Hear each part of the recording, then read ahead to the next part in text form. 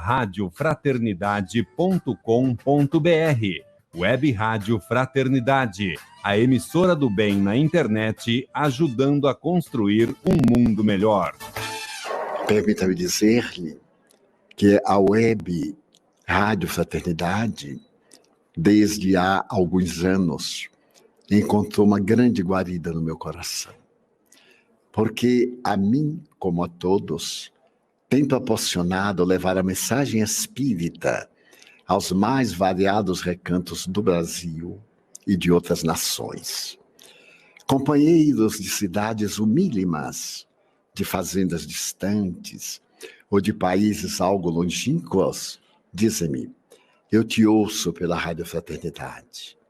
E uma emoção muito grande me toma, porque eu vejo quando Jesus disse que a mensagem dele entraria pelos telhados. Mesmo hoje, com a comunicação virtual, o telhado representa essa construção de fora, que a comunicação penetra e ilumina a alma. Sou eu, portanto, um grande devedor à Rádio Fraternidade Web, orando a Deus para que ela continue seguindo o conceito kardeciano, divulgar o Espiritismo por todos os meios ao alcance. E Emmanuel, a maior caridade que se faz ao Espiritismo é a sua divulgação. Muito obrigado. Divaldo Pereira Franco. Essa é uma transmissão ao vivo da Web Rádio Fraternidade. Muito boa noite, ouvintes, internautas espalhados pelo Brasil e pelo mundo. Que alegria a gente estar junto mais uma vez para o nosso momento de pinga-fogo. Boa noite, meu amigo Jorge Elahá. Boa noite, Rubens. Boa noite para todos que nos assistem pela Web Rádio Fraternidade, a emissora do bem na internet, construindo um mundo melhor. Uma boa noite para todos. Que bacana, Jorge. Que bacana, queridos amigos internautas que estão aí por todo o Brasil, por todo o mundo. É uma alegria, como o Jorge disse mesmo, né? Isso aqui já virou tá virando algo fixo aqui na programação da emissora do bem, e realmente é algo que a gente queria fazer há muito tempo e está caminhando, né, Jorge? Na verdade, a gente nem programou que isso fosse assim, mas está se consolidando. A única parte ruim disso, Rubens, é que é um indicativo de que a pandemia, infelizmente, continua. Essa é a parte ruim. Tá certo. Gente, vamos começar o nosso programa de hoje. Queria convidar você para a gente elevar o pensamento nesse instante, rogando ao alto que possa aproveitar esse nosso momento em que a gente busca uma conexão com Deus, para que a gente se fortaleça diante dos desafios dessa nossa caminhada evolutiva.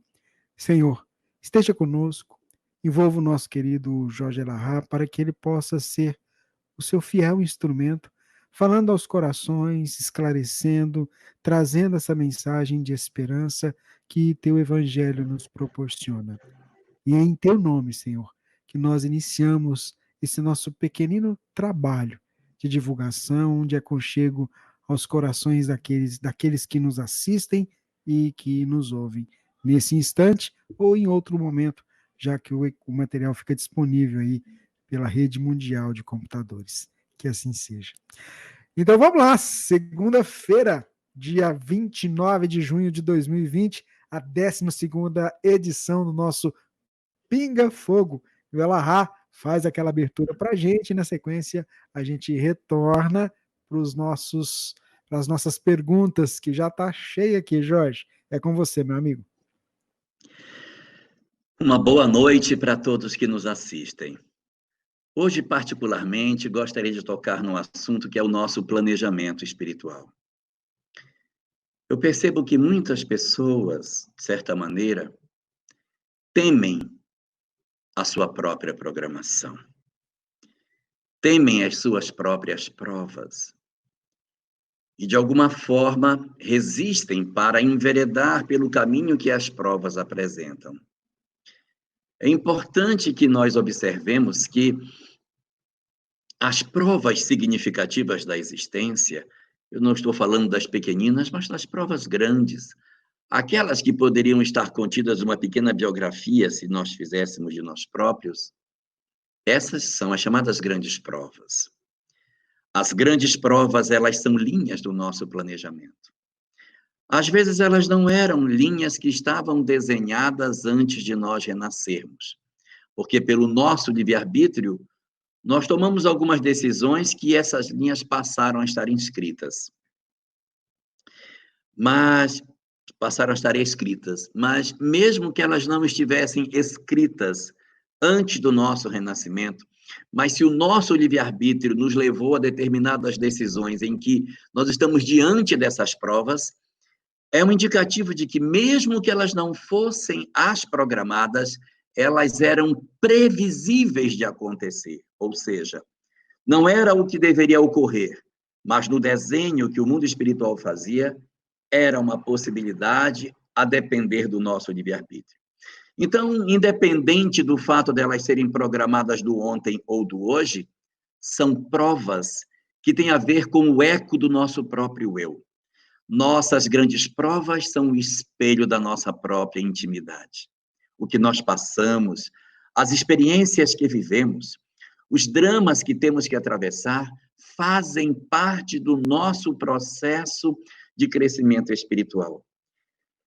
E a nossa resistência em viver essas provas, a nossa dificuldade em atravessar essas provas, é o grande indicativo de que verdadeiramente essas experiências têm a ver conosco. Por isso que elas não são tão incomodativas. Por quê? Porque elas dizem respeito a algo que está dentro da nossa alma. E quando essas provas nos chegam, a gente resiste, porque são dolorosas demais. O que fazer, portanto? Nos fortalecer diante das provas. Porque viver na Terra é enfrentar a nossa própria realidade. Nós passaremos por provas difíceis? Sim, todos nós passaremos. Todos nós temos grandes provas para atravessar na existência, e uma prova, a prova capital, a grande prova que você tem que atravessar no mar da vida. Essa grande prova nem sempre é vista pelo mundo. Às vezes, a grande prova é suportada no silêncio do nosso lar, ou no silêncio da intimidade dos nossos corações, sem que até outras pessoas nem saibam que ela exista. Mas todos nós temos uma grande prova para atravessar, e várias provas relevantes que estão no conjunto das nossas programações. Não temamos a nossa própria história. Não temamos as experiências que a vida nos chama a viver, mas preparemos os nossos corações, como quem faz uma viagem para atravessar o mar. Coloquemos todas as provisões que a gente precisa, os alimentos, o combustível, as cordas, velas reservas, bússolas e todos os instrumentos para que a gente faça a grande viagem. Levemos o mapa junto conosco, o mapa da vida, a bússola da fé, as velas da coragem, para que a gente consiga singrar esses mares sem medo. É lógico que nós teremos as nossas angústias. É natural, porque são provas que mexem muito conosco. Mas guardemos a fé. Redobremos a nossa coragem, porque não estaremos sozinhos. Busquemos a fé, busquemos a oração e não temamos o futuro, porque é preciso que a gente atravesse essas provas para que a gente vença as dificuldades profundas que nós trazemos em nós e ultrapassemos esse limite, que às vezes há muitas encarnações a gente não está conseguindo ultrapassar. Nós chegamos até o meio da jornada e quando desistimos, temos que fazer o caminho todo de novo. Está na hora de aproveitarmos todo o material que nós recebemos. Nós temos um ferramental excelente hoje, através do conhecimento espírita, para que a gente consiga atravessar melhor esse momento. Lancemos mão desse recurso. Utilizemos tudo que a gente tem, mas é tudo para atravessar o mar. Nós temos que fazer essa travessia. Na mitologia grega, existe uma história que é a história de Ulisses, que tinha que atravessar um local onde havia muitas pedras e geralmente as embarcações não ultrapassavam porque haviam sereias que cantavam e o canto das sereias iludia os navegadores e eles então viravam o barco na direção das sereias que ficavam nas pedras e, portanto, se arrebentavam. É esse canto da sereia que nós precisamos aprender a resistir. Conta a lenda que Ulisses tapou os ouvidos com cera e mandou que o amarrassem no mastro do barco para que ele não se seduzisse pelo cantar da sereia. É isso que a gente precisa fazer. Nós precisamos nos munir de todas as ferramentas para que esse canto da sereia não leve os nossos barcos na direção das pedras, mas que a gente consiga vencer o pedral, atravessar em segurança e fazermos a viagem que ainda não conseguimos fazer, porque não estamos usando todo o recurso que já temos e não estamos lançando. Nós sabemos o que temos que fazer, nós temos força suficiente para vencer a dificuldade. Nós só precisamos lançar mão disso, acreditar em Deus, naqueles que nos tutelam e fazer tudo o que a gente puder para ser feliz espiritualmente, não com os valores da terra, mas espiritualmente. A felicidade do espírito, que é a felicidade que não passa. A felicidade que a terra pode nos dar, não tem condição de nos fazer felizes para sempre. Então vamos lá, né, Jorge? Vamos para as nossas perguntas de hoje. Nós começamos uma que chegou pelo WhatsApp. A Sandra Miranda pergunta. Ela agradece, gosta muito do seu jeito e diz o seguinte: olha, o Centro Espírita que trabalho como voluntária decidiu atender virtualmente. Porém, os trabalhadores atuarão em suas casas. O lar tem a mesma sustentação e proteção que o Centro Espírita. É indicado desenvolver trabalhos de passes e atendimento fraterno na própria casa? Essa iniciativa é adequada devido ao momento pandêmico? Sandra Miranda pergunta. Boa noite, Sandra. Realmente a sua pergunta é uma pergunta muito importante, porque é fato que a ambiência espiritual de uma casa espírita ela é muito mais apropriada para um trabalho de socorro espiritual do que os nossos lares, que têm uma proposta diferente. A proposta do lar é ser a universidade da alma, um espaço onde os espíritos vão se reencontrar para a cicatrização das feridas e a consagração dos laços de amor. A proposta do centro espírita é uma proposta diferente. Então, realmente, os centros espíritas são mais adequados para essa tarefa. Porém, nós estamos vivendo uma circunstância onde essa solução ideal ela não está podendo ser vivida. Não dá para a gente viver essa solução ideal, porque nesse momento, a circunstância de nós nos reunirmos numa instituição pública ou privada que seja, mas que agregue um público maior, ela não está sendo indicada pela legislação, não está sendo indicada pelas autoridades, e nos compete obedecer às nossas autoridades constituídas. O que fazer, então? Uma alternativa que nós teríamos seria suspender integralmente os trabalhos. A gente não pode fazer, suspende tudo. Então, como a gente não pode retornar às atividades para a normalidade que tínhamos antes e cortar integralmente as atividades poderia gerar um prejuízo ainda maior, nós estamos adotando uma solução que não é a ideal. Você tem razão, não é a ideal. Mas é o que temos. Então, já que é o que temos, o que podemos fazer para que ela seja melhor aproveitada? O ideal é que, no momento em que essas atividades doutrinárias estão sendo feitas em casa, que a gente faça uma preparação de ambiente em casa até maior do que aquela que nós fazemos costumeiramente na casa espírita. É preciso que a gente se recolha, que a gente se prepare, para que haja uma imantação mais efetiva e a gente consiga fazer o trabalho com mais eficiência.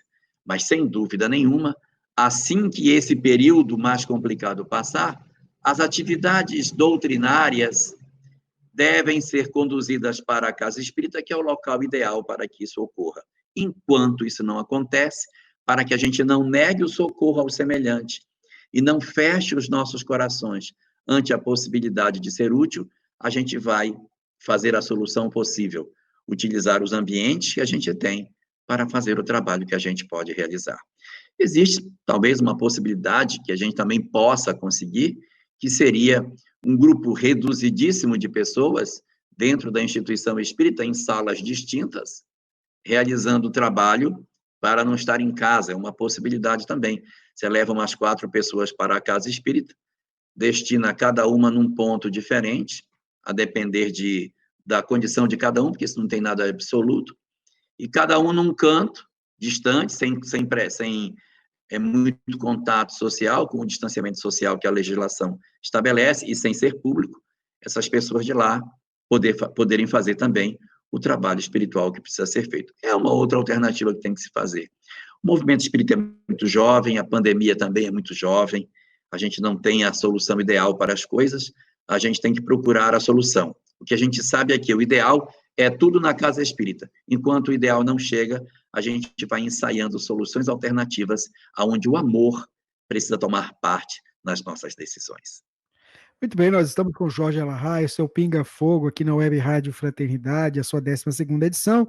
A Manuela Ricciardi, nossa colaboradora, está lá em Portugal, e aí ela escreveu aqui pedindo para você ajudar ela a entender. Jorge, não sei o que pensar.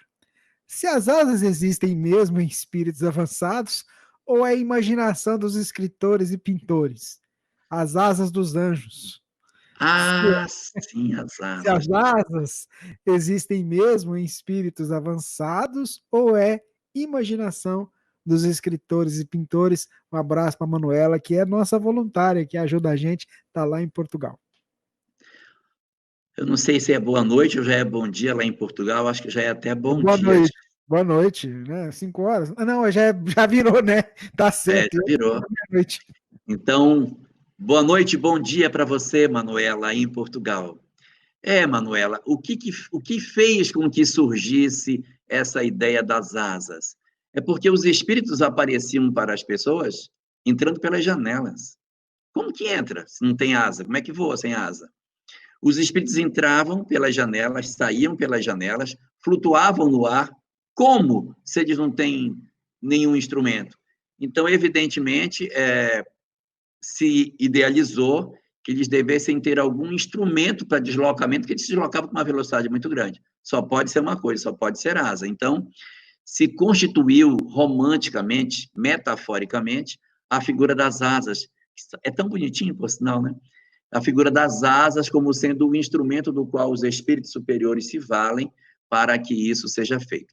Existe uma obra que não posso dizer que é uma obra segura, porque não é uma obra que, de certa maneira, ela foi acolhida pelo movimento espírita, mas tem uma obra de muitos anos atrás, ela é da década de 80, chamada A Segunda Morte.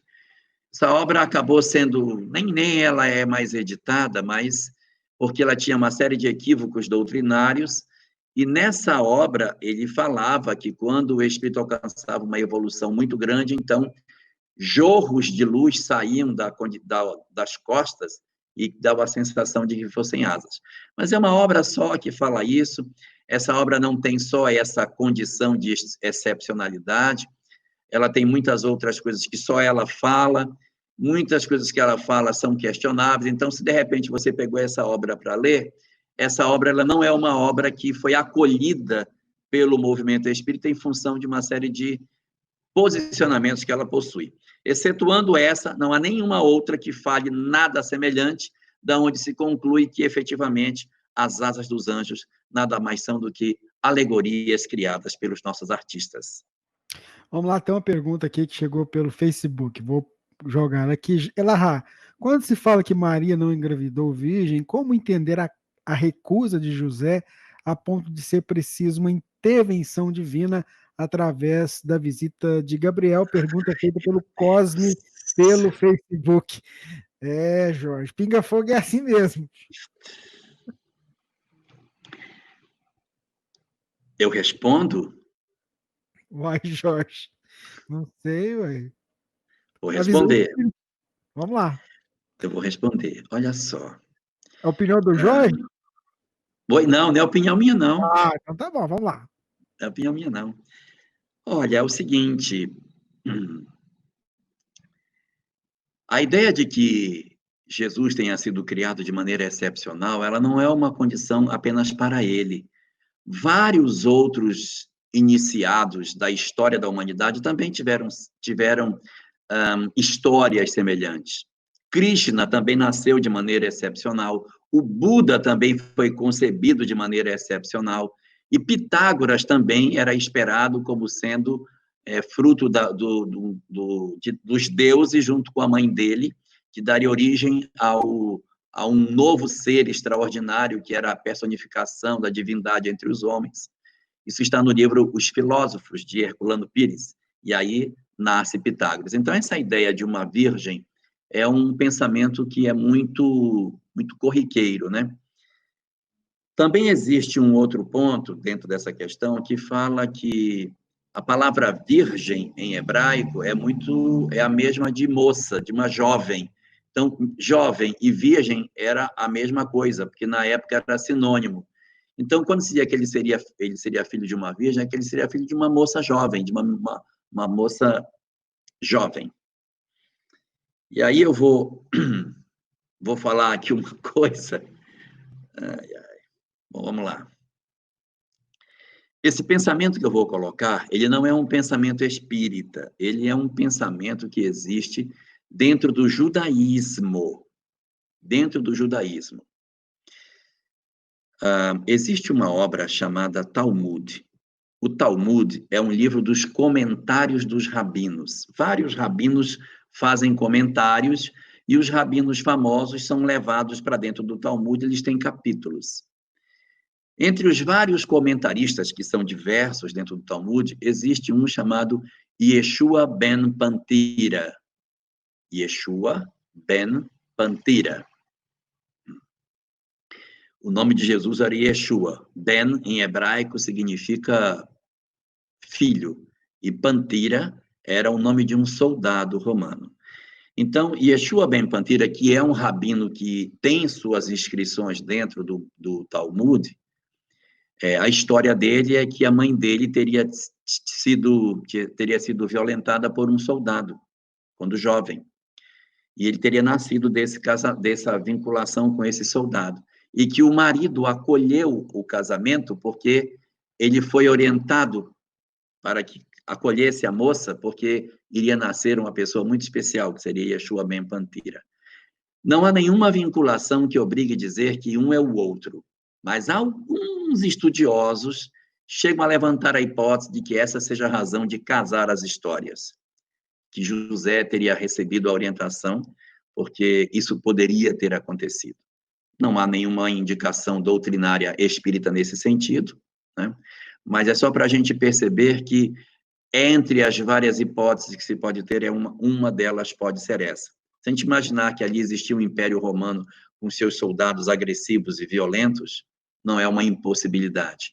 O que não tira o mérito de Jesus, porque não é a razão não é o corpo que faz a excelsitude do espírito.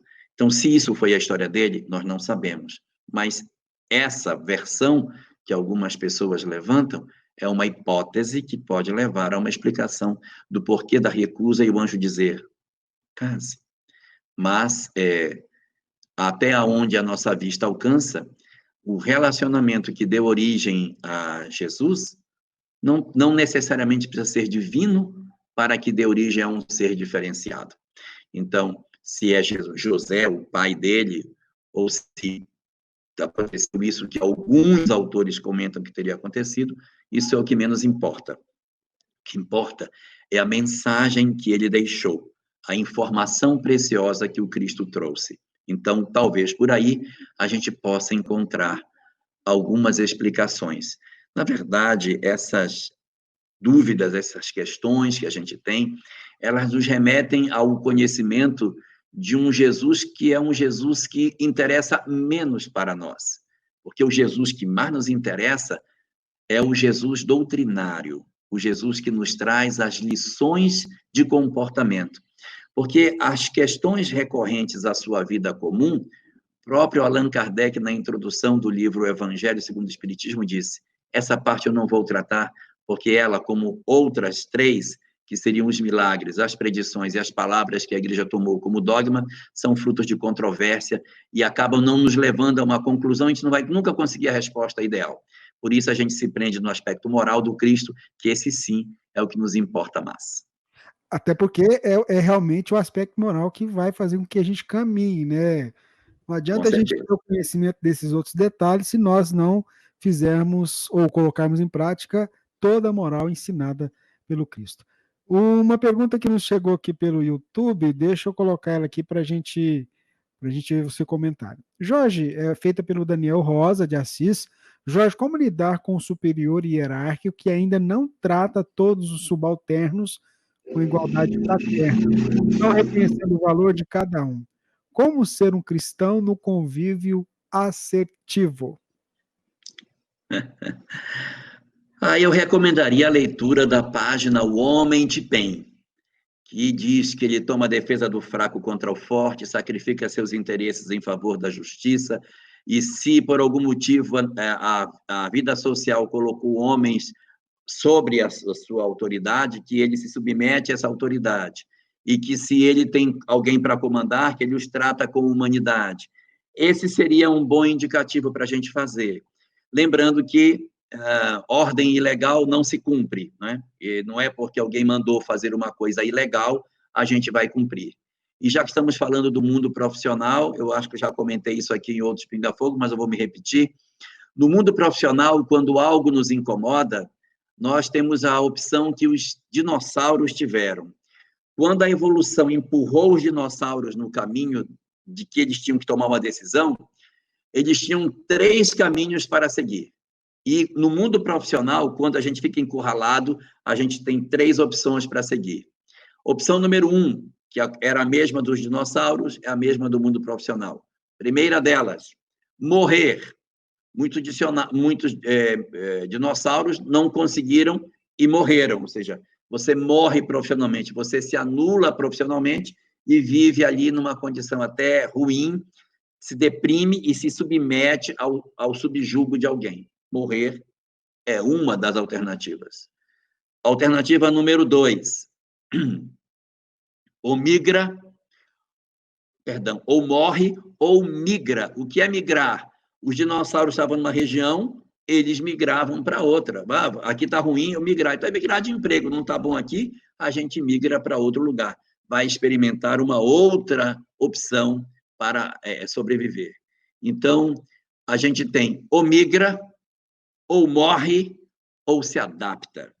Se adapta é o quê? Desenvolver recursos para sobreviver com qualidade no ambiente que eu estou. Então, muitos dos dinossauros não morreram em função de um meio ambiente hostil. Também não migraram. Eles desenvolveram características para se adaptarem àquele meio, beber água salgada, engrossou a pele para poder sobreviver a um clima mais quente, criaram os ovos de cascadura para que conseguissem colocar os ovos em terra firme. Então, várias alternativas foram buscadas no processo da evolução das espécies. Então, ou migra ou morre, ou se adapta. Então, ou a pessoa arranja um outro emprego, ou ela se anula profissionalmente, ou ela se adapta, criando condições de sobreviver nesse lugar, estabelecendo limites. E aí, nessa hora, a página O Homem de Bem pode ajudar bastante. Como uma orientação prática, se o ambiente está pesado, eu sugiro que você inaugure no seu ambiente de trabalho o momento de oração.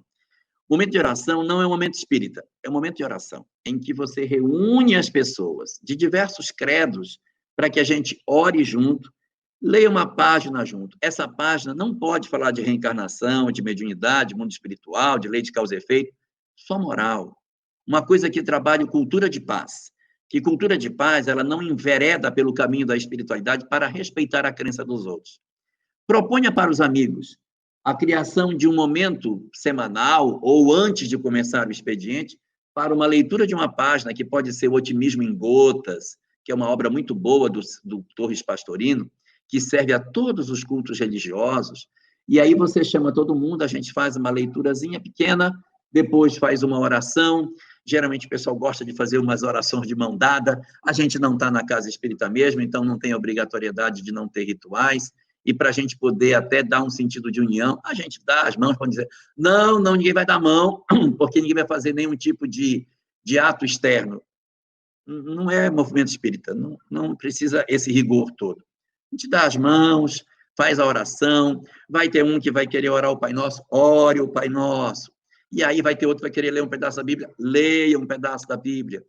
E com isso você vai criando um espaço onde as pessoas vão se fortalecendo. Isso vai ajudar os companheiros a fazerem alguma coisa nesse sentido. Mas é muito importante que a gente proteja as pessoas, porque o homem de bem toma a defesa do fraco contra o forte e sacrifica os seus interesses em favor da justiça. Meu querido Jorge Elahá, nós estamos ao vivo, né? Você pode estar acompanhando agora ou vai ouvir depois aí no YouTube, no Facebook.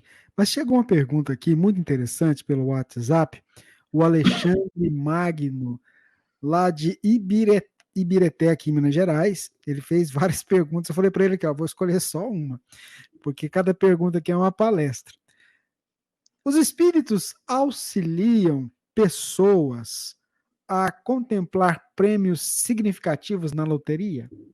Eles dão a dica lá, qual vão ser os números da Mega Sena, da não sei mais o quê. E aí? Se um acontecimento ele é relevante para a encarnação de uma pessoa, por exemplo, receber um prêmio de loteria de milhões altera a dinâmica de uma família, altera a dinâmica de uma pessoa. Então, se isso é relevante na síntese da existência, então é porque é um elemento que não passou despercebido da espiritualidade. Se é um prêmio que aconteceu que não mudou a vida de ninguém, a gente só jogou e, olha, ganhamos. Ó, ganhou. Mas esse prêmio, ele não muda nada. Às vezes você até consegue comprar uma coisinha. Ah, eu comprei essa TV, acertei a quina, não era da mesa, acertou a quina da loteria. Então, comprei a TV, não vai mudar a minha vida. Nessas circunstâncias que a gente não tem uma mudança de vida, a influência dos espíritos ela não é necessariamente firme de ter acontecido. Mas se alguém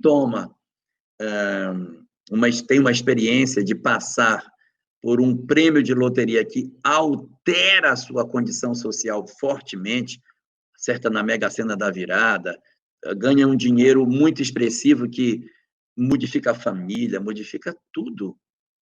Então, é pouco provável, né, que um evento desse tipo passe despercebido dos mentores. O que significa dizer, no planejamento espiritual, essa era uma possibilidade. Não quer dizer que ele viesse para passar exatamente por isso, mas era uma possibilidade. E uma vez que as condições se fazem, os espíritos, então, podem interferir nesse processo para concretizar planejamentos que estejam previstos de acontecer.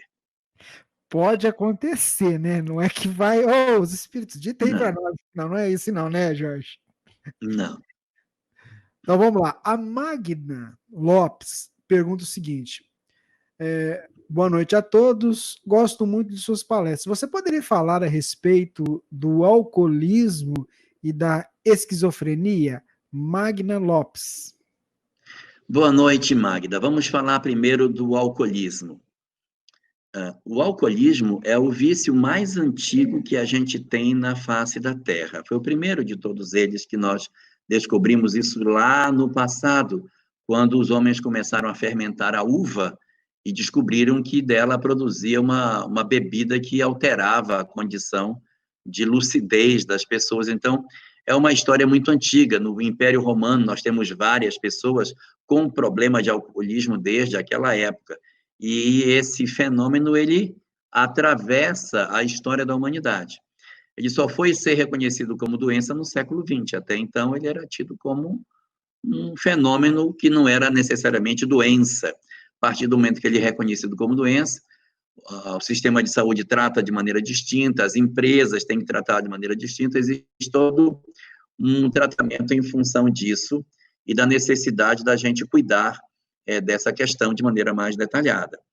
Do ponto de vista espiritual, a doutrina espírita nos assevera que o alcoolismo ele possui raízes espirituais muito profundas.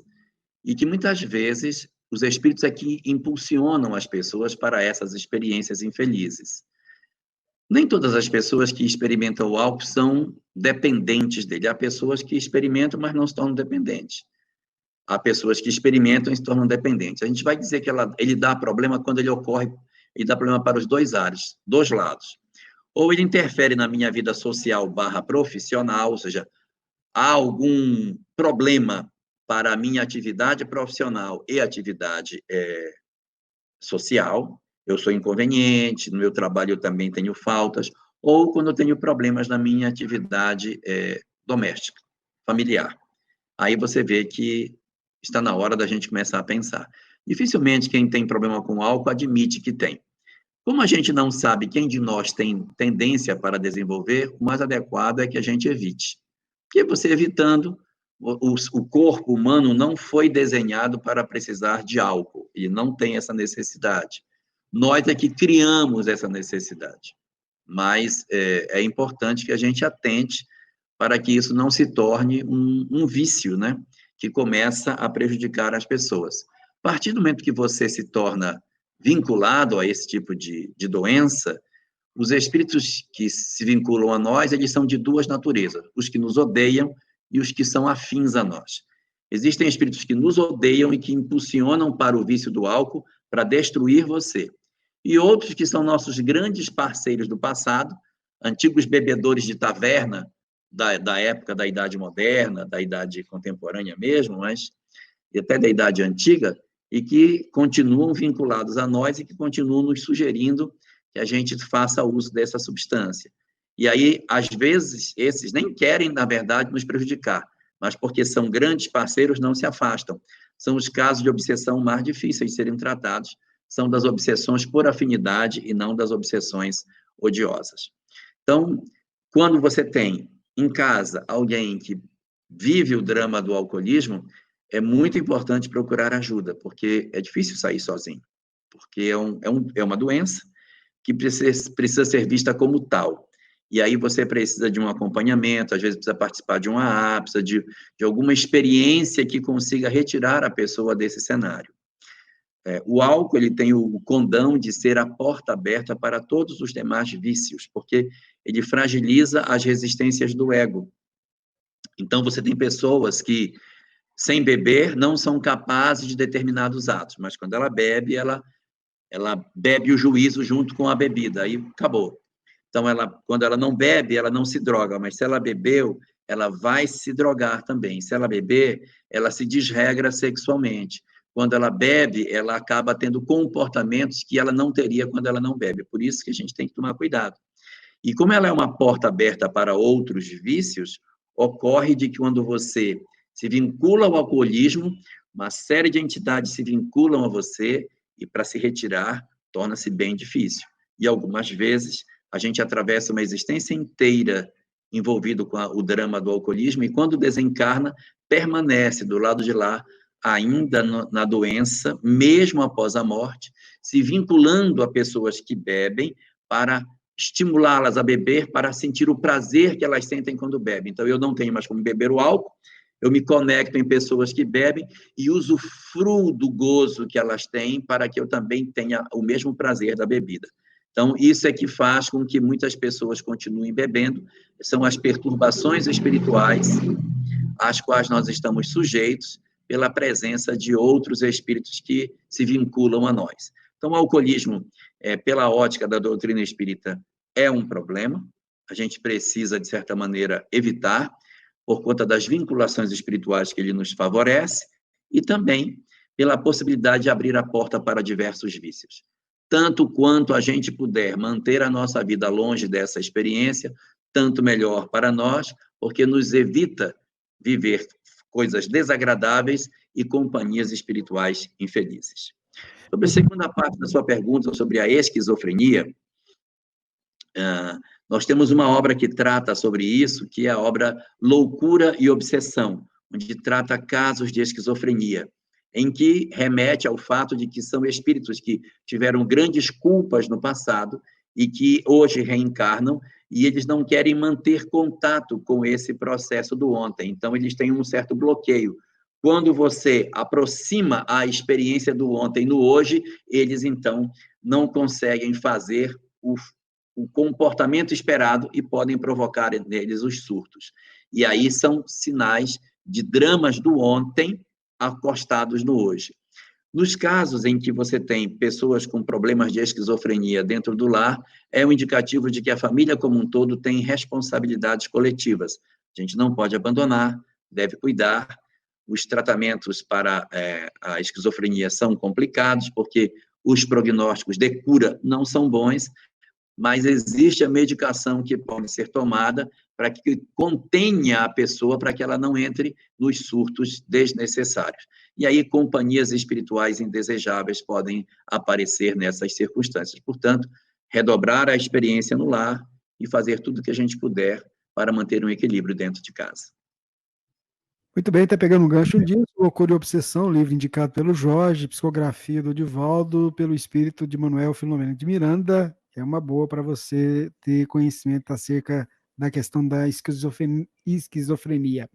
Jorge, vamos E lá. assim, só um detalhe, não se assuste com a obra, porque a obra parece que não vai tratar de esquizofrenia, porque ela trata de 3 temáticas. Ela trata de umbanda, homossexualidade e esquizofrenia. São 3 elementos numa obra só.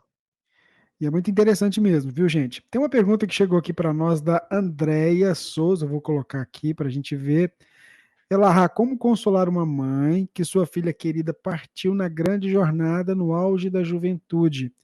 Como fazê-la voltar a ter brilhos nos olhos? É com você, meu amigo. Essa é a mais difícil de todas as provas, a perda dos entes queridos e, fundamentalmente, a perda dos filhos. Eu remeteria você ao capítulo 11 do livro Caminho, Verdade e Vida, de Emmanuel, que fala sobre consolo. Nessa mensagem, Emmanuel usa uma imagem que eu acho muito bonita, em que ele diz que o homem sem consolo é como alguém que morasse no fundo de uma caverna escura. E a doutrina espírita é o consolo que está do lado de fora da caverna. O consolo não entra na caverna escura.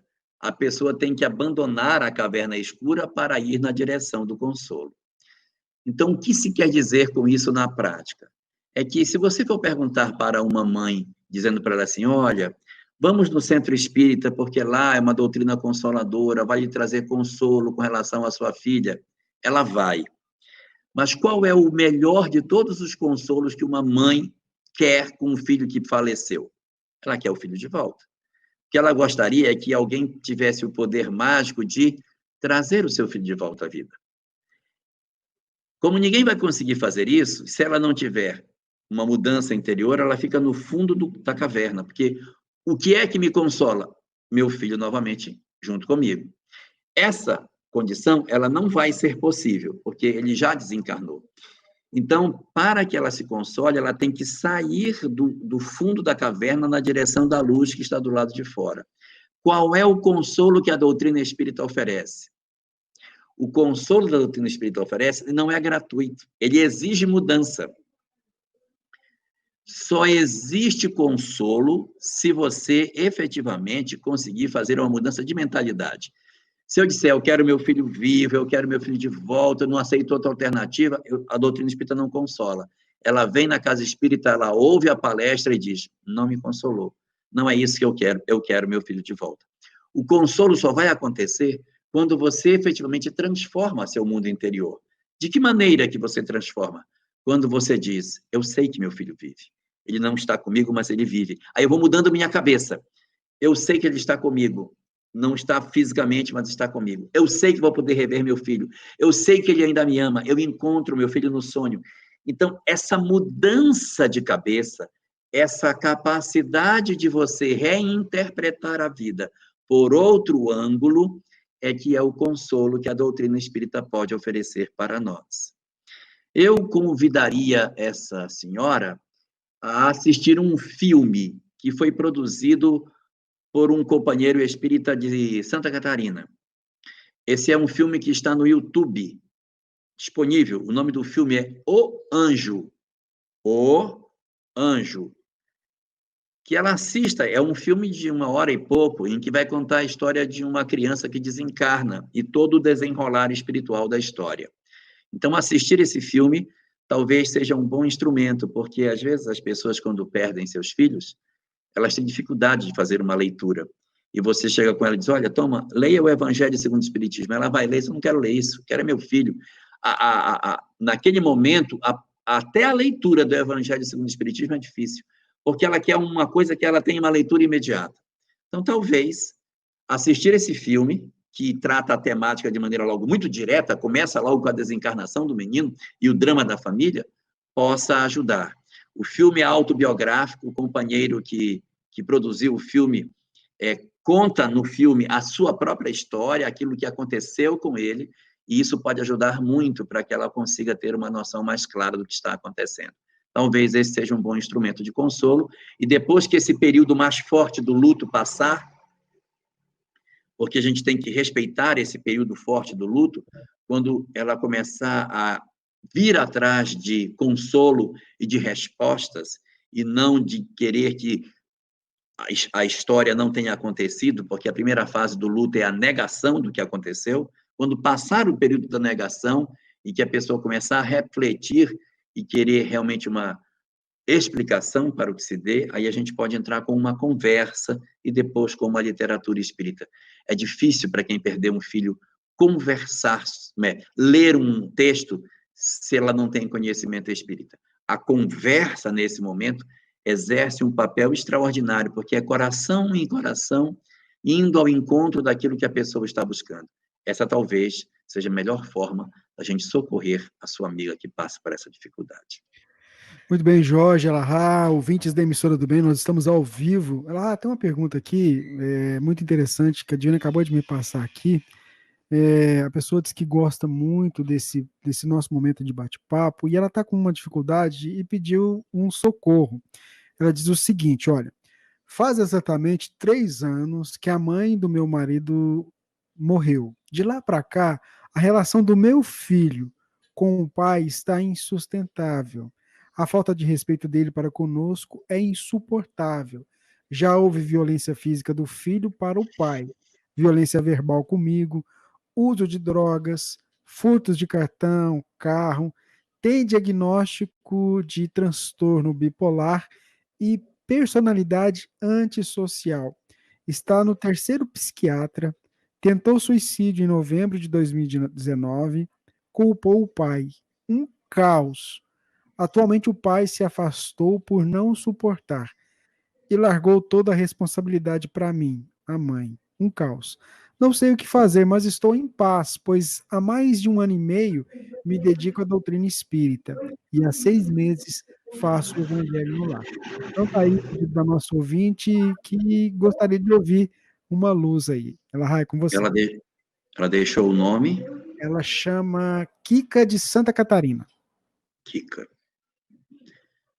Kika, boa noite para você.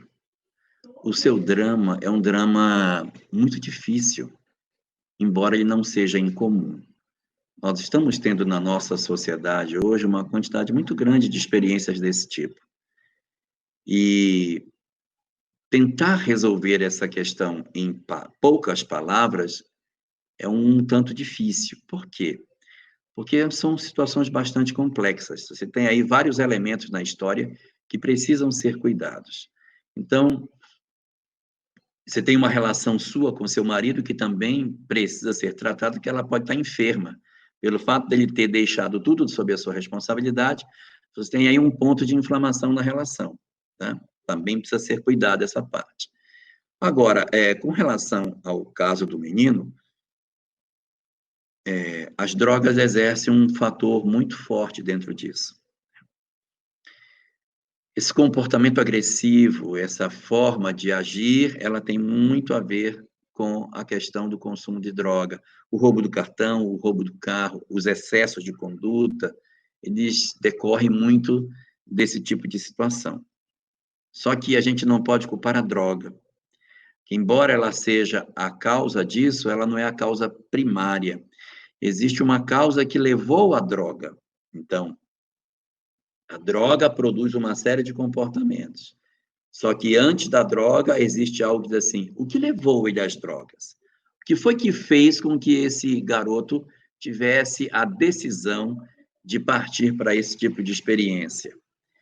Às vezes, essas condutas, elas estão no lado dos pais. E a gente, às vezes, quando lida com psicólogo, eles sempre têm uma tendência a dizer assim, a culpa é dos pais. Os pais é que fizeram os meninos serem assim. É verdade, uma boa parte das histórias são essas. Mas existem muitos casos em que os pais não são os que promovem esses fenômenos.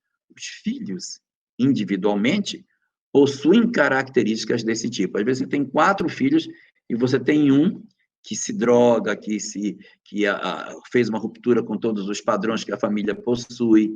Mas os pais cuidam de todos de maneira igual. O que aconteceu?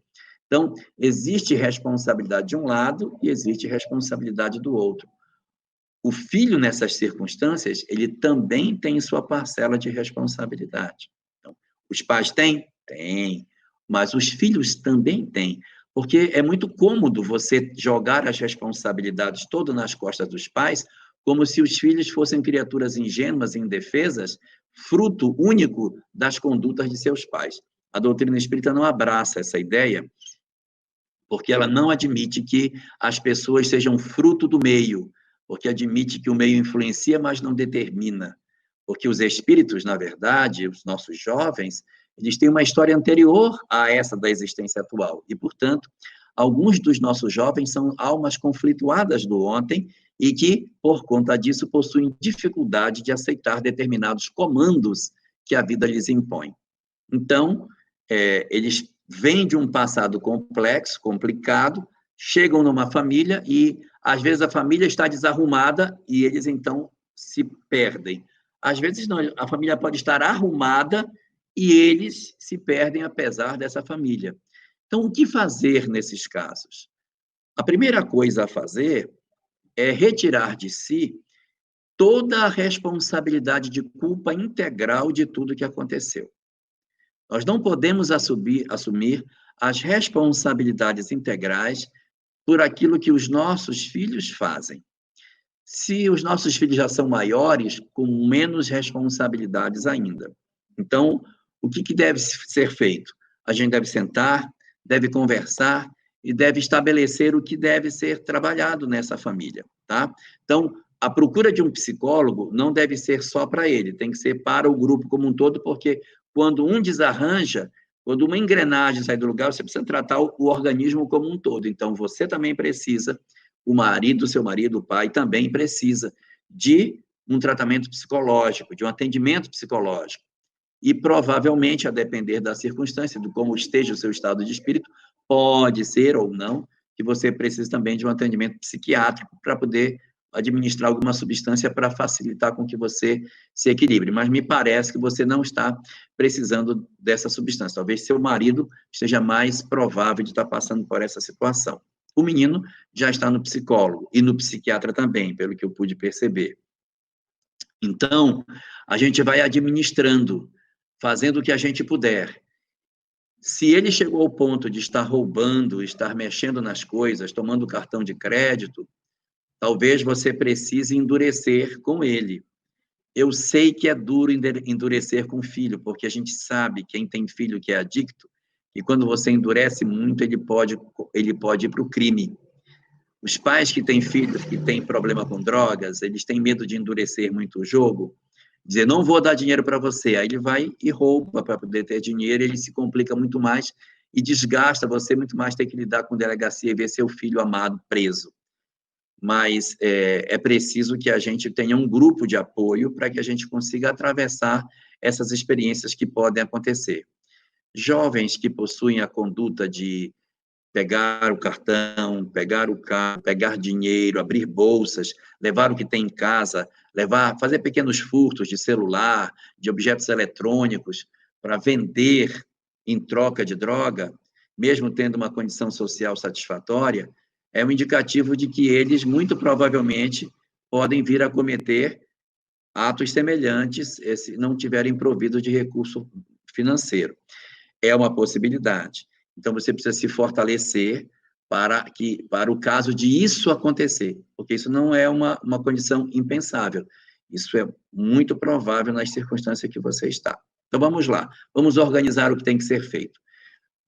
Ponto número 1, trabalhar entendendo que as questões espirituais são muito importantes. Então, nossos filhos possuem um histórico anterior, existe a presença dos espíritos dentro de casa, existe a perturbação espiritual, combate-se com evangelho no lar, culto do evangelho no lar.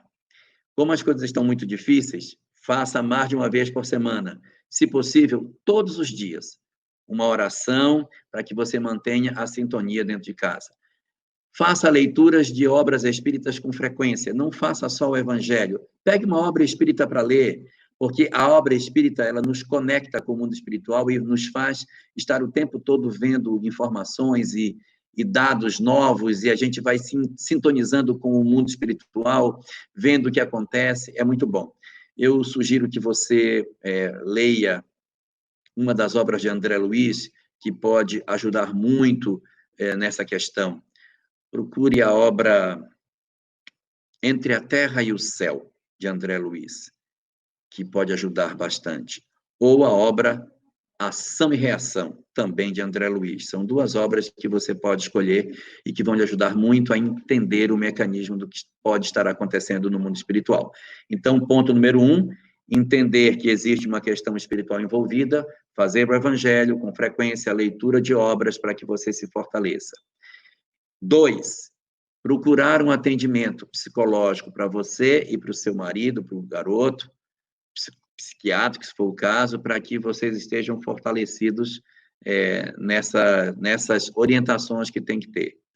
Ponto número 3, procurar um grupo de apoio, procurar um grupo, de repente, não sei em que cidade você vive, mas se tiver um grupo de apoio de Al-Anon, é interessante você participar, porque ali você vai encontrar pessoas semelhantes, que você pode chorar, ou entender você, porque na casa deles também acontece a mesma coisa, e ninguém precisa ter vergonha de contar suas histórias, porque está todo mundo no mesmo barco, são pessoas também muito sofridas, e que podem ajudar você a entender o que vai se passar. Ponto número 3, depois da questão espiritual, do atendimento dos profissionais e da busca dos grupos de apoio, você trabalhar em você a não culpa, não carregar o peso do mundo sobre as costas e entender que ele tem responsabilidade diante disso e que, sem romper o laço, você não rompa com ele, ele precisa ter um fio de amor que ele saiba que ele pode vir buscar, já que o pai fez a ruptura, não rompa você. O pai já fez, deixa. Não rompa você. Mantenha e sempre que possível diga, meu filho, a sua mãe ama demais você, ama muito você, mas eu não concordo com o que você está fazendo. Mas o meu amor por você é incondicional, não existe nada que possa separar você de mim. Eu busco você no inferno, se for preciso, mas eu não abandono você. Só que o que você está fazendo, eu não concordo, e eu não posso tomar parte daquilo que você está fazendo. Você abandonando determinadas condutas, eu sou sua mãe o tempo todo. Eu vou colher você no que você precisar de alguma coisa, eu estou à sua disposição, mas não vou servir para me combinar com essas coisas equivocadas que você possa estar fazendo. E aí, preparar a família para que, não sei se você tem outros filhos, para você não perder os outros, porque às vezes a gente olha tanto para um que os outros se sentem desassistidos e dizem, poxa, minha mãe não tem mais olhos para mim, só tem olhos para ele. E aí esses outros também se perdem na expectativa de também terem o seu olhar diante das suas coisas. Como pode acontecer também, conheço casos, em que o filho mais velho, vendo que ele é a ovelha negra da família, ele empurra os irmãos mais jovens na droga, para dizer, está vendo como não sou só eu que sou errado? O seu filhinho querido também se droga. Então, eles conduzem os irmãos mais jovens para o vício, na expectativa de aliviar a eles mesmos a responsabilidade de terem a culpa sozinhos. E, no final de todas as coisas, se preparar para as grandes provas. Não abandoná-lo, mas forrar o coração de possíveis amargores que poderão advir no futuro não tão distante. É bem provável que você experimente provas bastante amargas, bastante difíceis, difíceis mesmo. Mas, como consolo, quero lhe dizer que conheço casos de famílias em que os filhos pareciam que estavam perdidos, mas depois de passado o período de uma adolescência mais longa, lá por volta dos 30 e poucos anos, começa a haver um despertamento fruto do amor, porque, nesse caso, os pais não desistiram de seus filhos, e aí, lá na frente, os filhos puderam começar a despertar para as coisas e dizerem assim: pai, queria lhe agradecer pelo senhor não ter desistido de mim, porque se o senhor tivesse desistido, eu não teria ninguém a quem recorrer. Então, eu só sobrevivi de tudo isso porque o senhor não largou a minha mão, mesmo na época mais difícil. Então, é provável que a gente consiga ter uma solução para o futuro. Tem vezes que não resolve, tem vezes que a gente vai até o final com filhos adictos, dando problema até o fim. E tem vezes que melhora, tem uma recaída ou outra, mas fazem uma melhoria na sua condição. Mas por aí, Kika, talvez você encontre algum roteiro para começar a trabalhar. É muito interessante que você estava falando, a gente recebeu aqui também um comentário da nossa irmã com dificuldades com a filha, né? Então, assim, eu acho que a resposta foi muito bacana, contemplou muita gente, e aproveitando o gancho, aquela hora que você falava do alcoolismo, a gente recebeu aqui. Pode falar, pode falar. Eu quero falar sobre essa daqui.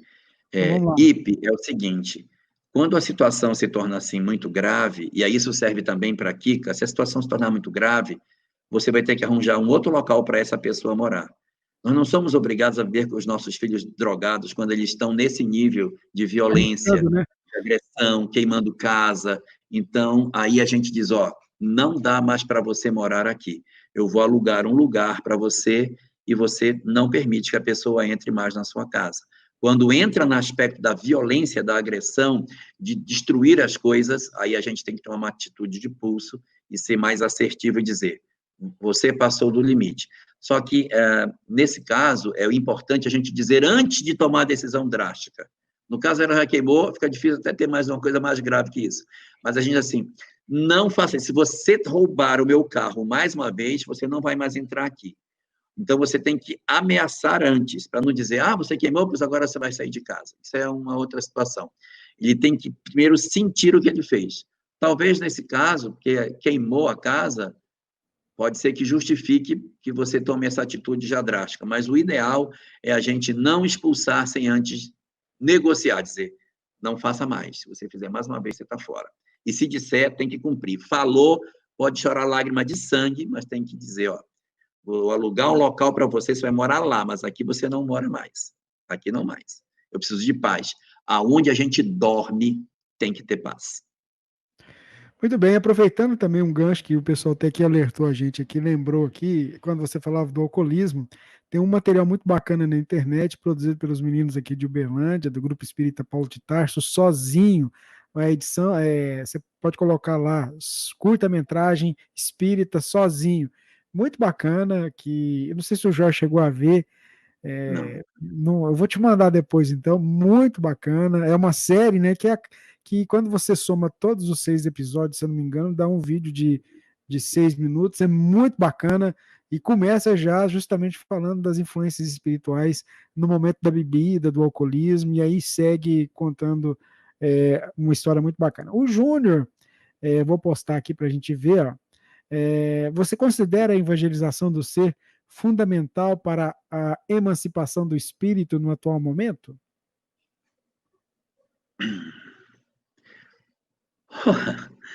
A evangelização, esse termo evangelização do ser, remete muito ao conceito Jesus, né?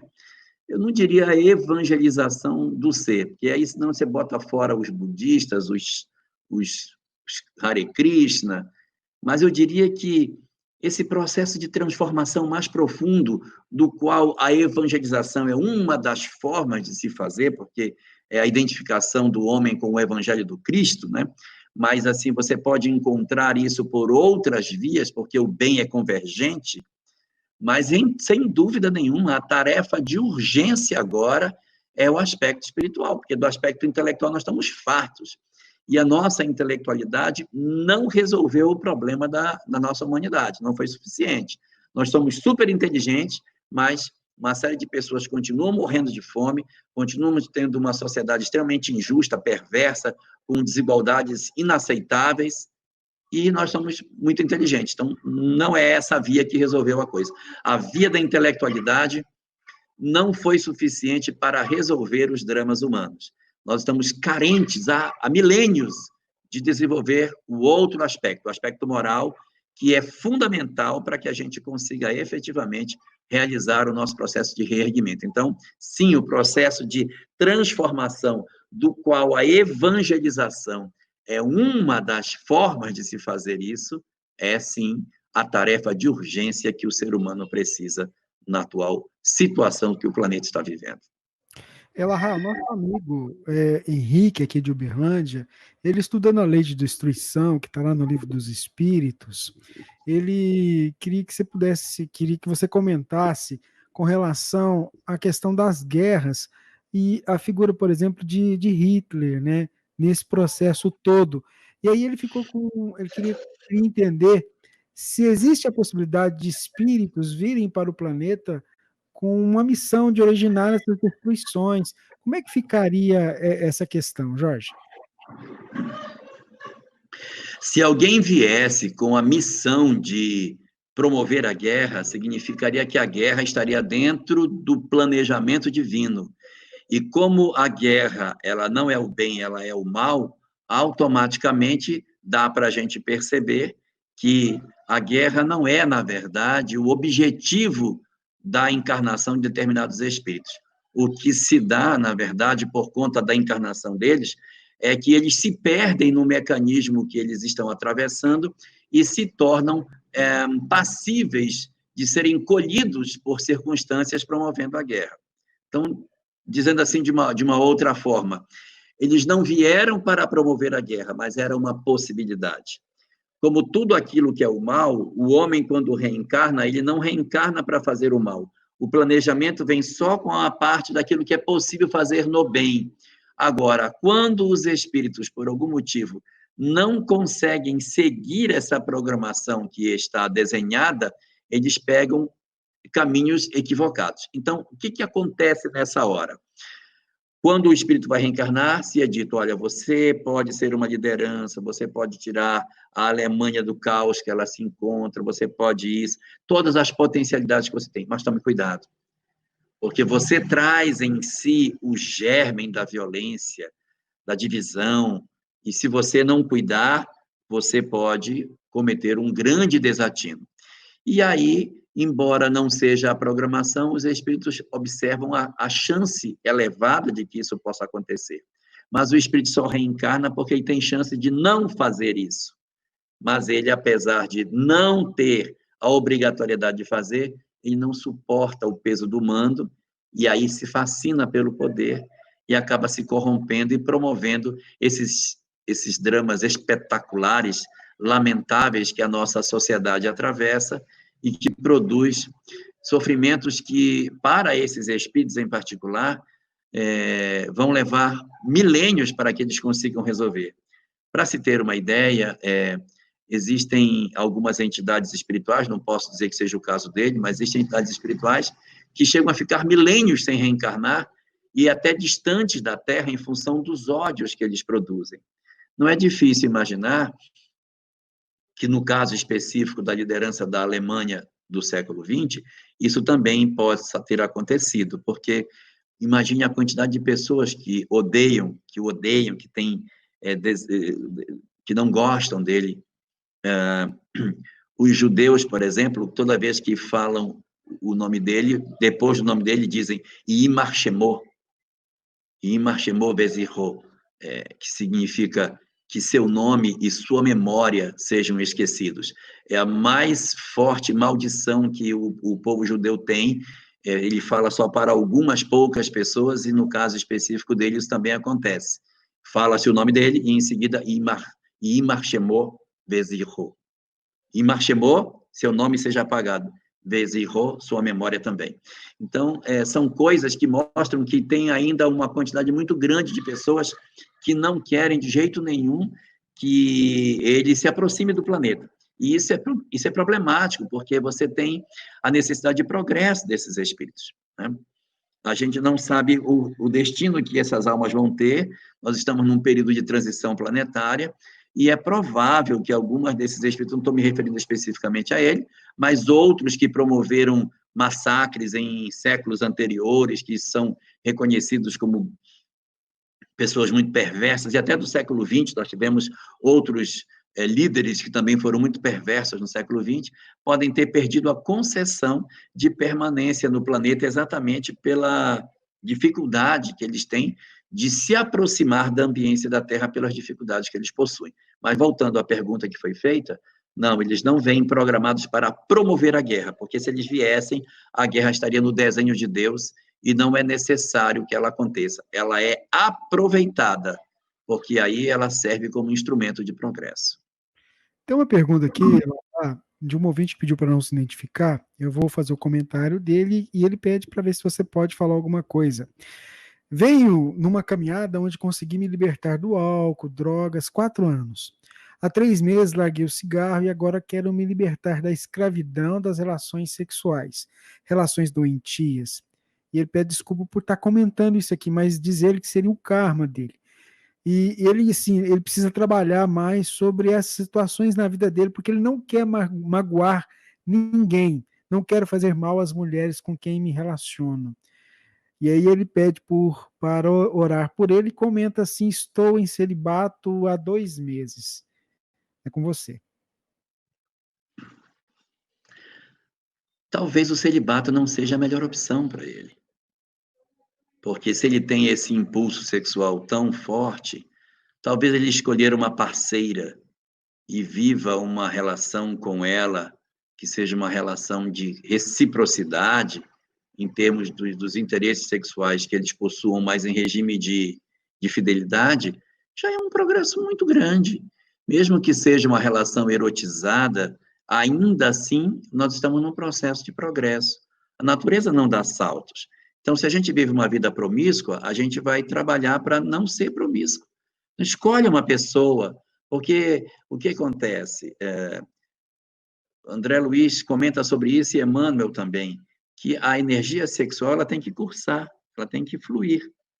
No livro Libertação, acho que é página 67, ele diz que a energia sexual é como se fosse um rio caudaloso que cursa. Se você põe uma barreira para que o rio não curse, represando o rio, a água fica parada e a água parada ela vai gerando lodo, podridão, aparecem vermes e uma série de formas repelentes que ficam atrás daquela barreira. E aquilo vai fazendo força, força, até que um dia a barreira rompe e aquelas formas horrorosas e aquela água mal cheirosa desce a correnteza do rio de uma vez só. Então, essa é uma imagem que André Luiz coloca no livro Libertação, página 67, 68, por aí mais ou menos. Então, essa leitura é muito próxima da leitura que Emmanuel faz no livro Vida e Sexo, dizendo que a energia é para ser cursada. Então, refrear numa forma de... Se você tem uma vida sexual muito intensa, você puxa o freio de mão, dá um cavalo de pau para você não ter mais contato com ninguém, você amanhã... Você pode até refrear, mas você pode não suportar e depois rebentar essas suas resistências. O ideal é que você viva uma vida afetiva com alguém e procure manter uma fidelidade com esse alguém, e sendo sincero com esse alguém, dizer, olha, eu sou uma pessoa que tenho muitos impulsos, eu quero que você me ajude a me educar, eu preciso me educar, me ajuda nisso. Escolhe uma parceira que possa ajudar você nisso e viva uma vida de reciprocidade com ela, do celibato, é um aspecto para quem já tem uma caminhada mais longa, quem já venceu determinados impulsos que tem, que já consegue ter mais serenidade no uso das suas energias afetivas. Para quem vem nessa onda de droga, de alcoolismo, do tabagismo, e está agora lutando para a questão da sexualidade, a gente tem que respeitar as nossas características e ir devagar, orando, mantendo as nossas relações e evitando a promiscuidade, isso sim. Evitar os relacionamentos sem afeto, para que a gente não se veja emaranhado numa série de infelicidades. Escolhe alguém para curtir com esse alguém a vida que Deus nos concedeu. Muito bem, Jorge. A nossa irmã Gisele Asfuri, de Rio Branco, no Acre, pergunta: estou lendo há 2000 anos, e aí ela fala: antes de Lívia se tornar cristã, ela não tinha visões do plano espiritual, mas depois que se tornou cristã, suas visões tornaram-se relativamente corriqueiras. Então, eu gostaria de saber se quando a pessoa desenvolve fé forte e firme, quando se entrega de todo o espírito à confiança no mais alto, se é natural aumentar a sensibilidade de comunicação com os bons espíritos. A Gisele, lá de Rio Branco, no Acre. Boa noite, Gisele, minha vizinha, ela é aqui do Acre, minha vizinha aqui do lado. Isso mesmo. Boa noite, vizinha. Esse fenômeno é chamado na literatura espírita pelo nome de mediunidade natural, que é a mediunidade que surge pelo fato de você ter uma intensa conexão com o mundo espiritual. Você até nem percebia com nitidez o mundo espiritual que o circundava, mas à medida que você começa a viver de maneira mais expressiva essas experiências, os nossos canais de sensibilidade se tornam mais agudos e a gente começa a ter mais percepção das coisas. No caso específico de Lívia, é importante observar os aspectos culturais. Quando, por exemplo, você tem uma pessoa que ela é protestante e que ela tem uma determinada regra de interpretação de vida, em que ela diz que os espíritos não existem, não existe, não existe. Morreu, acabou. Essas pessoas elas têm menos percepção do mundo espiritual porque existe um bloqueio do próprio ego para que ela perceba as experiências que ela está vivendo. Até mesmo aquelas que ela poderia estar vivendo, ela sofre um bloqueio, ela não registra de maneira nítida. A partir do momento em que a pessoa admite a possibilidade de que isso possa acontecer, ou que você começa a realmente ler uma obra espírita e dizer, não, isso pode acontecer, você abre a mente para que aquilo que já estava acontecendo não sofra mais os bloqueios que a gente tem por conta do ego. E aí, as experiências se tornam mais francas a partir dessa experiência.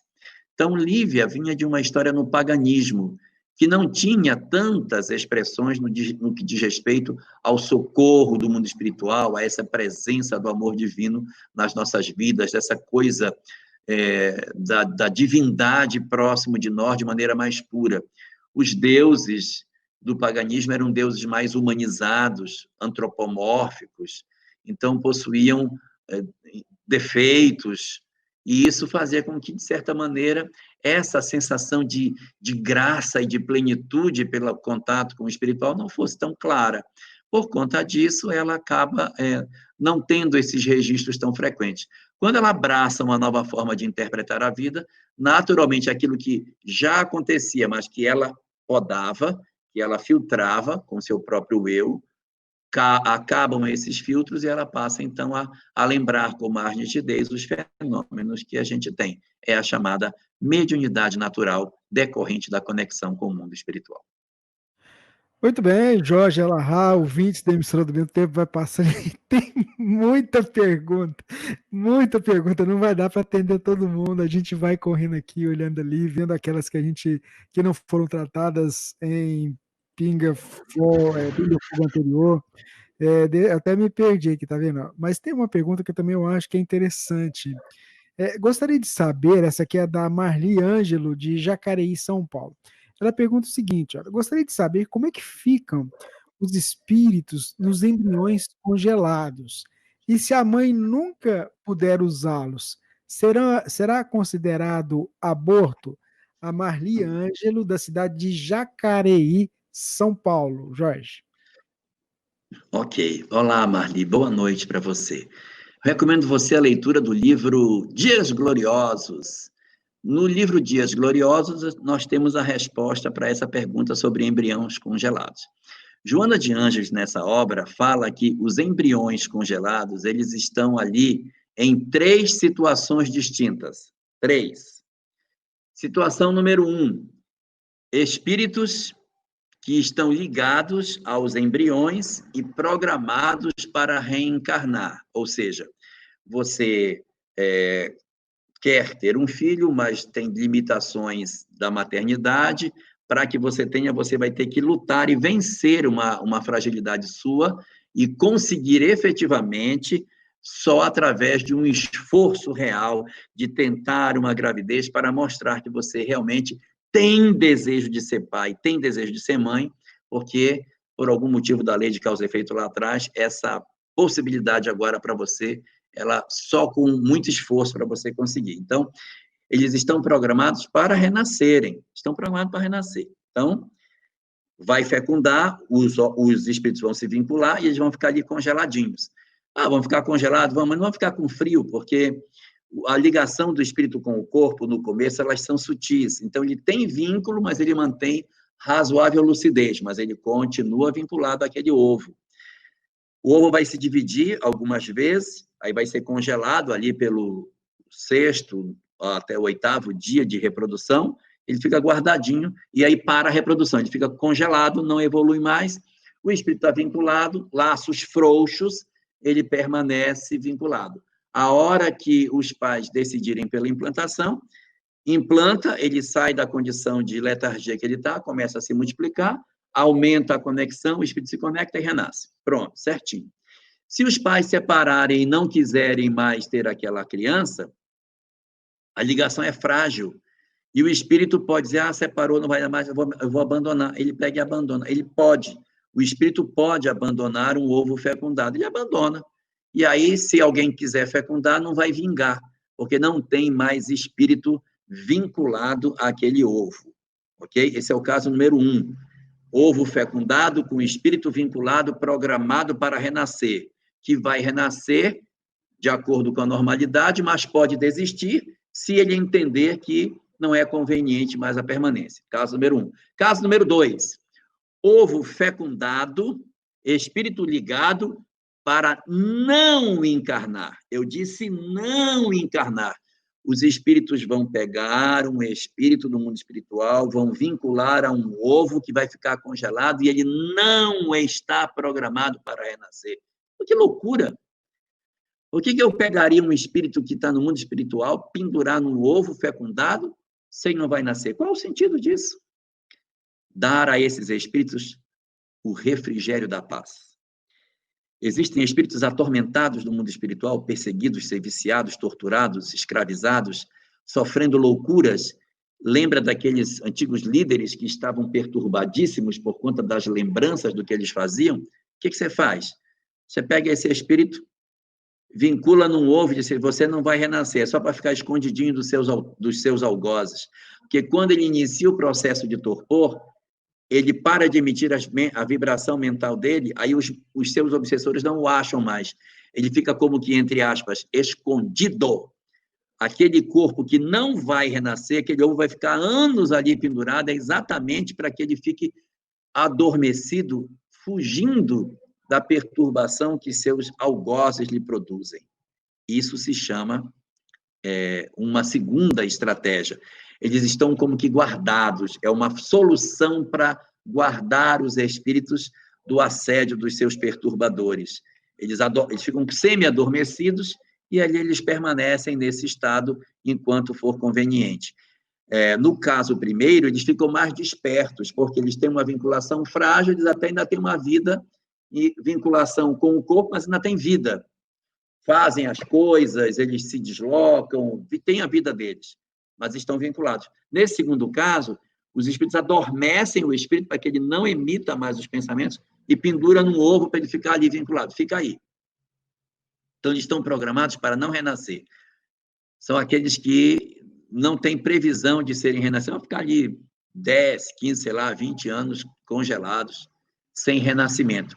Ninguém precisa ficar preocupado. Meu Deus, e esses espíritos estão ali, estão em processo de cuidado.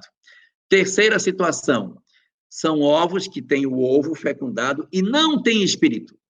Não tem espírito, tá? Só o ovo, só tem vida orgânica e não tem vida espiritual. Porque a fecundação é um fenômeno orgânico, é quando o óvulo encontra o espermatozoide. Isso chama-se fecundação. Quando o espírito se assenhora desse material fecundado, chamamos de concepção. Então, eu posso ter fecundação sem concepção. Só teve vida orgânica, não tem vida espiritual. E o que vai acontecer? Isso acontece normalmente. Muitas vezes que a mulher tem uma relação sexual, ela sofre um processo de fecundação. O óvulo é fecundado o óvulo é fecundado pelo espermatozoide formando o ovo, mas nenhum espírito se vincula. Então ele vai começar a sua multiplicação. Se a multiplicação não dá certo, não vai para frente, não tem uma orientação para que continue a formação dos tecidos, então ela acaba formando uma coisa meio estranha e, às vezes, frequentemente, a mulher acaba tendo um aborto natural na primeira menstruação, porque ele não vinga, ele não dá certo, às vezes tem graves deformidades cromossômicas, uma boa parte dos espermatozoides humanos tem defeito cromossômico, é uma fração muito pequena, os que são absolutamente saudáveis. Então, se um espermatozoide doentio fecundou o óvulo, já vai produzir uma forma que não vai dar certo, o espírito nem se vincula e ele perde. De outras vezes, essa bolinha orgânica, ela tem uma condição mínima de sobrevivência, ela se multiplica, alcança o útero e se fixa no útero, se nida e forma um novo ser, que acaba tendo gestação completa. E quando a criança nasce, não é uma criança, é uma bola de carne. Chama-se mola idatiforme. Se alguém quiser ver depois, mola idatiforme é com H. Idatiforme. É uma massa de carne. Hoje não existe mais. Na época do Rubens tinha mais, porque ninguém tinha ultrassom, então a mulher dava à luz e ia saber que era uma mola idatiforme. Hoje, no primeiro mês de gestação, o médico passa ultrassom, não tem pulmão, não tem coração, não tem rim, não tem coluna vertebral, é só uma massa de carne. Diz, olha, isto aqui é mola idatiforme, a gente vai tirar. Aí ele faz uma curetagem e toca para frente. Então, voltando à pergunta inicial, 3 situações para os ovos fecundados. Ovo fecundado com espírito vinculado, que vai renascer, mas ele pode abandonar a prova. Ovo fecundado com espírito vinculado, que não é para renascer, é para guardar espíritos perturbados. E terceira situação, ovo fecundado sem espírito vinculado, que são aqueles que nunca vão renascer, só tem a parte orgânica, não tem a parte espiritual. Tá muito bacana esse pinga-fogo. A gente vai para a última pergunta, porque já tá, né? Já vamos para 1h30 de live. E essa pergunta, ela é muito interessante, porque pode ser a curiosidade de muita gente. Como é que o Espiritismo enxerga uma situação como essa? Eu vou colocar aí para você ver e vou ler também. Vamos lá. O nosso ouvinte, Rafael Luna, pergunta: sou policial militar e com isso há uso de armas. Como fazer em um caso de violência para a autoproteção em serviço ou para a proteção familiar, com a chance de ferir letalmente na visão espírita? Jorge Elahá.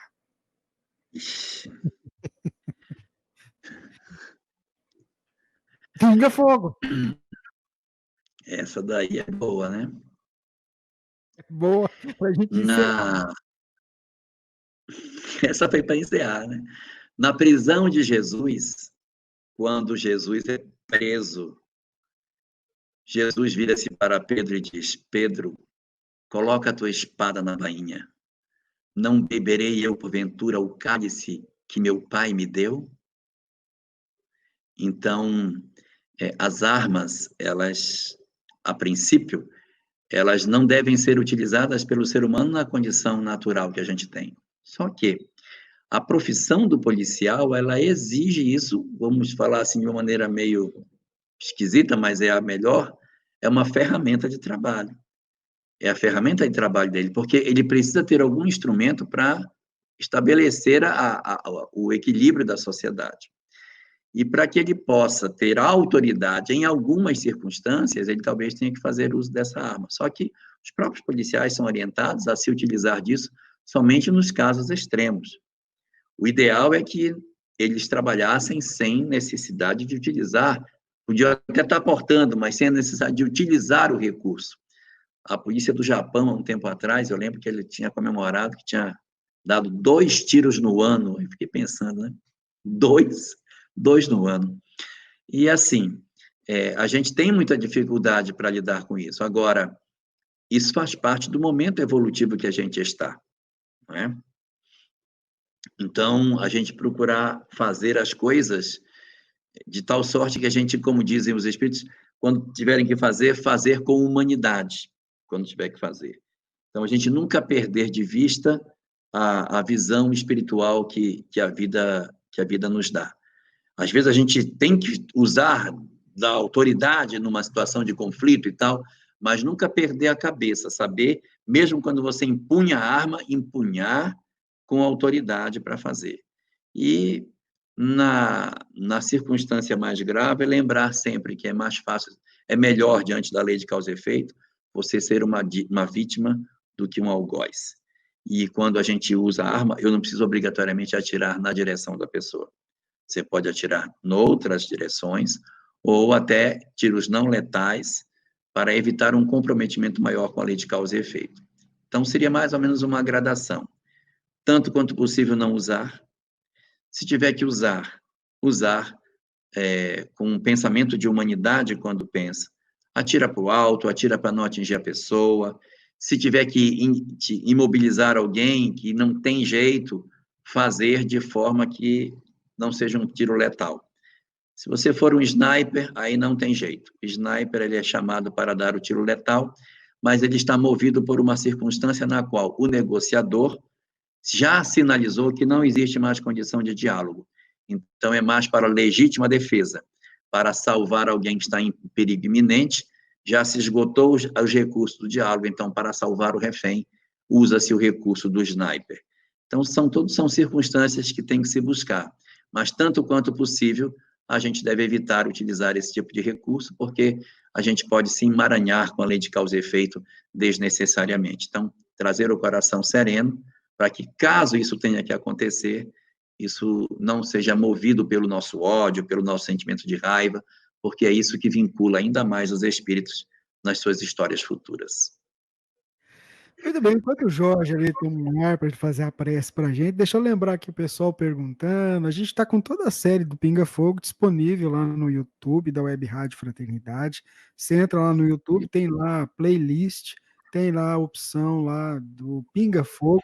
Então, desde o primeiro, que foi ao ar no dia 13 de abril de 2020, meu Deus, hein, Jorge? Desde o dia 13, tá lá. Inclusive, já vai ficar postado esse que a gente está fazendo hoje. E eu queria, assim, pedir desculpa que a gente não conseguiu trazer todas as perguntas, mas isso é bacana, porque a cada programa, a cada momento nosso, a gente vai tendo a oportunidade de ver essa memória viva aí, que o povo fica perguntando aqui, como é que você faz para guardar tudo aí dentro da cabeça, viu, Jorge? Então vamos lá, o Jorge vai fazer a prece para a gente. Eu queria convidar você que está aí ouvindo com a gente, ou está assistindo, vai acompanhar em outro momento, que se você puder, nesse momentinho agora, se relaxar bastante, firmar essa conexão com Deus, eu tenho certeza que os amigos espirituais estarão aí do teu lado, te envolvendo, aplicando aquela energia que vai te fortalecer. E também aquele ente querido que você sabe que tem dificuldades, que tem problemas, mentaliza ele que a gente faz uma conexão aí, e os espíritos vão ajudar esse seu ente querido que você tem pedido a Deus por ele. Ela vai com você. Então, vamos orar.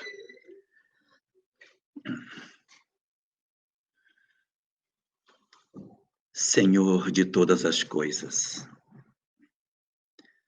no santuário da oração, em que nos reunimos nesse momento, para procurar a bênção sobre os nossos lares, queremos te rogar pelos nossos filhos, Senhor. Protege as almas que tu nos concedeste, para que cuidássemos delas, a fim de que elas tomassem os seus próprios rumos na vida. Ilumina os nossos corações, oferecendo a cada um de nós a sabedoria que nos falta, para que melhor saibamos como conduzi-los na estrada da vida de cada um. Dá-nos a lucidez suficiente para entendermos que todos eles são espíritos, com histórias pregressas, amargas e profundas, com cicatrizes enormes das experiências que trazem de outras existências físicas, e que por essa razão torna-se difícil muitas vezes entender de maneira mais clara a imensidão das suas angústias e das suas dores. Por isso te rogamos nesse momento que tu nos auxilies a acessar os mentores de cada um deles. Dá a cada um de nós a capacidade de nos comunicarmos com aqueles que os guardam, para que eles consigam ter mais acesso à mente dos nossos filhos, para que eles consigam se fortalecer através do nosso pensamento, no socorro a esses companheiros que tu nos deste, para que nós os tutelássemos.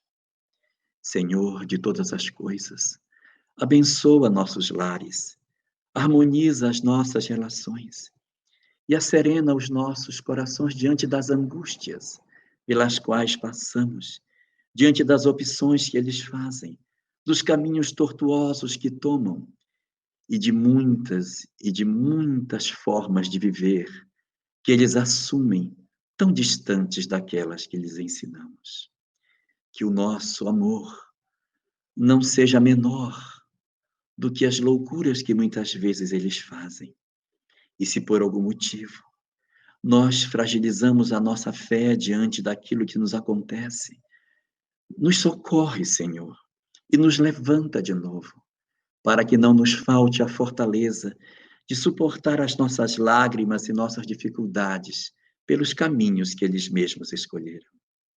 Desce assim a tua proteção sobre os nossos lares e sobre os nossos corações, para que as nossas almas se sintam fortalecidas ao saber que não nos encontramos sozinhos e que o teu amor nos segue aonde quer que estejamos.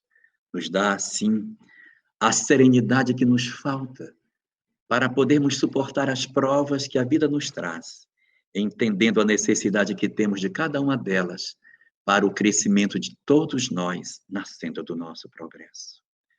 Abençoa dessa forma não somente as nossas famílias, mas derrama as tuas bênçãos sobre todos os lares, aonde se encontram os nossos filhos enlouquecidos, os nossos lares em desalinho, o desamor e a mágoa, tomando os espaços das relações saudáveis. Fortalece em nós a serenidade que nos falta, para que possamos construir a sociedade que almejamos, diante da fé que tu nos ofereces. Protege assim os nossos corações, Senhor de todas as coisas. Guarda os nossos corações, hoje e sempre, Senhor, na certeza de que tu nos guardas, de que tu nos velas e que tu nos ofereces sempre o melhor a cada dia. Não nos faz crer que nós somos frágeis, mas nos traz a convicção de que diante de ti somos fortes o suficiente para vencermos a nossa pequenez. Desce a tua bênção sobre toda a humanidade, nos guarda, Senhor, e abençoa as nossas vidas para que continuemos a perseverar no propósito de educar aqueles que tu nos confiaste e guardar a lealdade a tudo aquilo que tu nos pede que façamos. Fica assim conosco, Senhor da vida, e nos guarda na tua paz.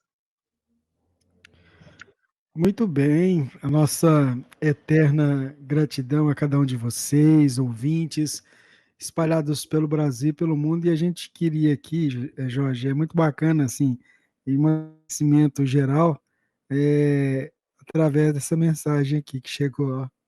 Lê em japonês aí para nós. Eu acho que a Patrícia de Goiôerê é capaz de ler, eu não. Ela está na live. Estou brincando, é a Alice, agradecer, lá do grupo de estudos de Suzuka. Lá de Suzuka, no Japão. Isso mesmo. Que legal, hein? Que legal. Que bacana. Muito bom. Isso. Então, em nome da Alice e de todos vocês que estão aí ouvindo a gente pela rádio, são mais de 10 países aqui, sem contar uns que o sistema não identifica. Então, assim, muito obrigado mesmo. A gente está junto, justamente fazendo com que essa mensagem console corações e ajude a gente nessa caminhada. Tem o Akio Fukuda, que também faz parte desse grupo, o Henrique, também é um dos integrantes desse grupo. Ele fez 20 anos ano passado. É muito verdade. Bom. Nossos amigos lá do Japão. Jorge, fica com Deus, obrigado. Não desliga não, que eu quero falar com você aqui internamente, viu? Tem um recadinho. Tá bom. uma coisinha que Tá eu bom. vi aqui. E a todos vocês, fiquem com Deus. Semana que vem tem mais, e há 24 horas no ar a gente está aqui, viu? Tá? Você pode Gente, baixar o aplicativo e ouvir a gente. Suas palavras finais, Jorge. muito obrigado pela presença de todos. Que Deus abençoe todos nós e que abençoe os lares de todos aqueles que hoje trouxeram seus dramas. Que hoje, particularmente, os nossos bons espíritos possam estar presentes, dando força, que às vezes os problemas não vão se resolver da noite para o dia, mas a gente precisa de força para atravessar essa ponte das grandes provas e chegar feliz do outro lado. Fiquem todos com Deus. A gente encerra com esse recadinho aqui. E a Rádio Fraternidade continua 24 horas no ar. Dois recadinhos que eu queria passar para vocês. Esse aqui é o primeiro. Esteja sempre em contato com o bem. No site e no aplicativo da Web Rádio Fraternidade, você encontra orações diárias, palestras e estudos que te sintonizarão com os ensinos do Cristo. Para acessá-los, basta entrar no site www.radiofraternidade.com.br ou baixar o aplicativo da Rádio Fraternidade. Neles, você pode ouvir a rádio em tempo real ou acessar o nosso acervo. Web Rádio Fraternidade, a emissora do bem na internet.